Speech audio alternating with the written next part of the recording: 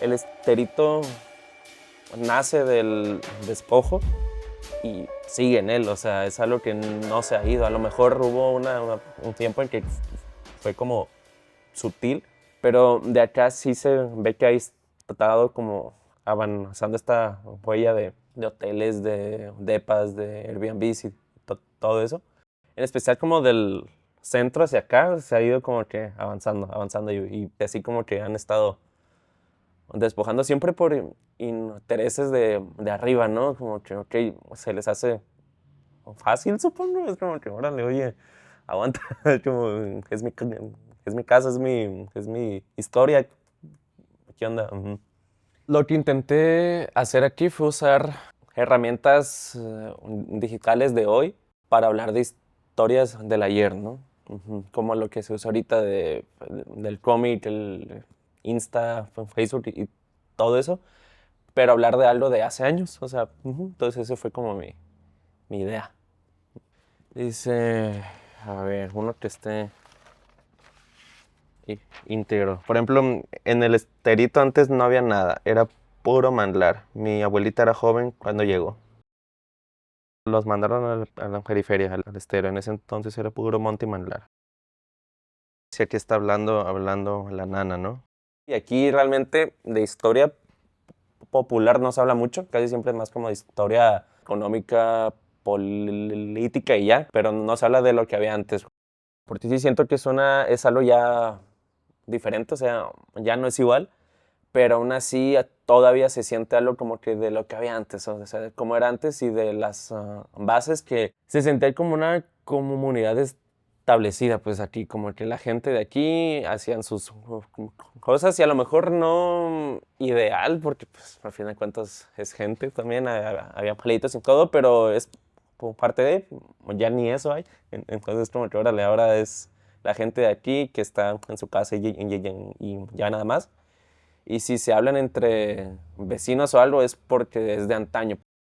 Y yo había oído esas pláticas entre tíos, entre gente aquí, y era como que ahora les estaría chido que alguien los pues dé a conocer esto. Y dije, ¿por qué no lo hago yo? Digo, pues sé hacer un cómic, todo eso, es el medio en el que estoy. Entonces mi idea era que se sepa esa historia antes de que se pierda, porque esta gente ya es de 60, 70, 80 años, entonces cuando ya no estén, ¿quién va a hablar de eso? ¿Quién va a contar que pues hacían esto, de dónde surge y todo esto? Sí, sí siento que eso se perdió y es algo que me hablaron un buen de que los jóvenes de aquí ya no copan tanto a la gente de su alrededor. No todos los que aquí crecen, aquí viven. Una vez ya son adultos o ocupan irse porque pues es casa de sus padres, abuelos y así, entonces sigue siendo como ya un barrio de abuelos.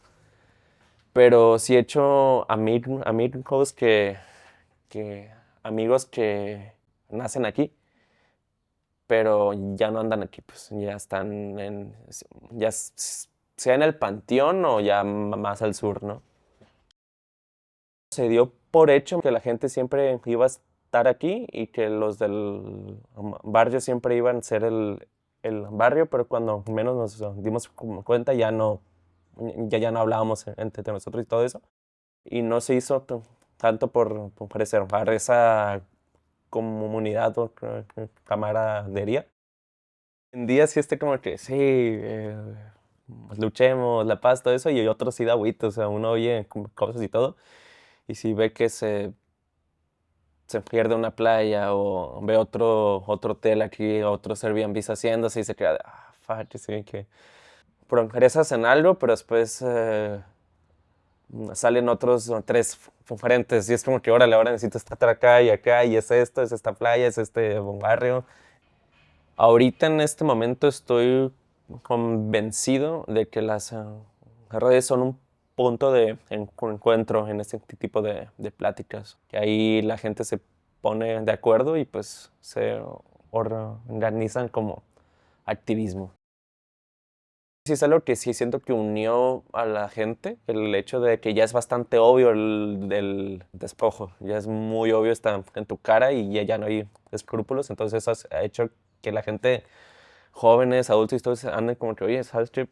Ya estuvo. Bueno, eso como que sí da cierta esperanza, pero al final de cuentas es ir contra un sistema muy fuerte. Entonces también parte de mí que quiere verlo bien, pero otra es tratar como que, ok, pero no puedo igual como que relajarme, ¿no? Hay que andar viendo también.